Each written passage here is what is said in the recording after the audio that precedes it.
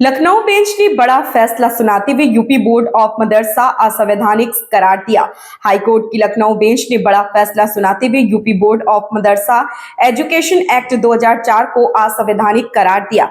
Court ने कहा है कि एक्ट धर्मनिरपेक्षता के सिद्धांत के खिलाफ है। कोर्ट ने यूपी सरकार को निर्देश देते हुए कहा कि मदरसे में पढ़ने वाले छात्रों को बुनियादी शिक्षा व्यवस्था में समायोजित किया जाए। मदरसों की जांच के लिए यूपी सरकार ने अक्टूबर 2023 में एसआईटी का गठन किया। एसआईटी मदरसों को हो रही विदेशी फंडिंग की जांच कर रही। याची अंशुमान सिंह राठौर व अन्य ने याचिका दाखिल कर एक्ट को चुनौती दी थी। एमिकस क्यूरी, अकबर अहमद और अन्य अधिवक्ताओं ने कोर्ट में इस मामले में अपना पक्ष रखा। जस्टिस विवेक चौधरी और जस्टिस सुभाष विद्यार्थी के डिवीजन बेंच ने आदेश भी जारी किया। हाईकोर्ट का ये फैसला दायर उस रीट याचिका पर आया जिसमें यूपी मदरसा बोर्ड की शक्तियों को चुनौती दी गई है। कोर्ट का एक फैसला आया है जिसमें मदरसों को असंवैधानिक घोषित करते हुए उसको बंद करने की ऑर्डर किया गया है। आपकी क्या?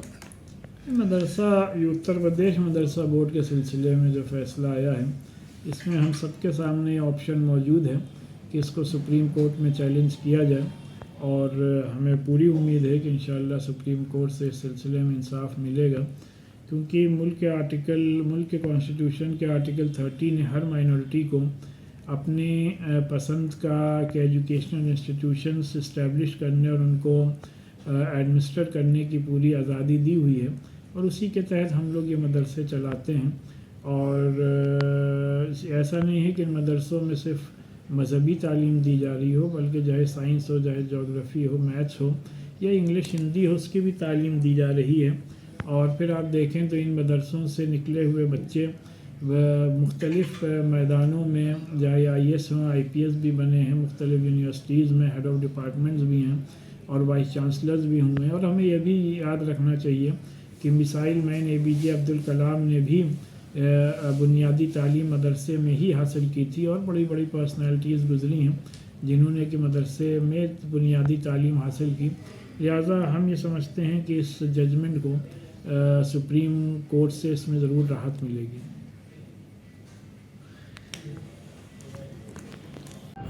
मदारिस अरबिया का मुल्क की आज़ादी में अहम किरदार रहा है और बड़े अफसोस की बात है आज जब ये सुनने को मिला कि माननीय उच्च न्यायालय के ज़रिए से मदरसा बोर्ड को ख़त्म कर दिया गया है।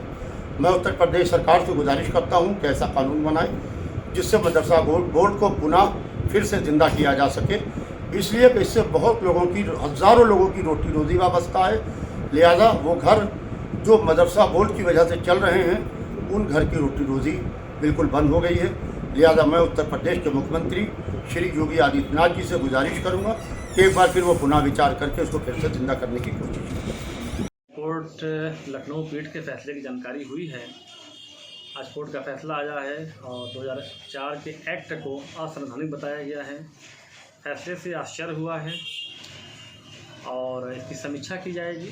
फैसला बड़ा है और तमाम सरकार के लोग इस पर बैठेंगे। सरकार ने एक्ट बनाया है 2004 में, 20 साल बाद उस एक्ट के बारे में फ़ैसला आया है कि असंवैधानिक है।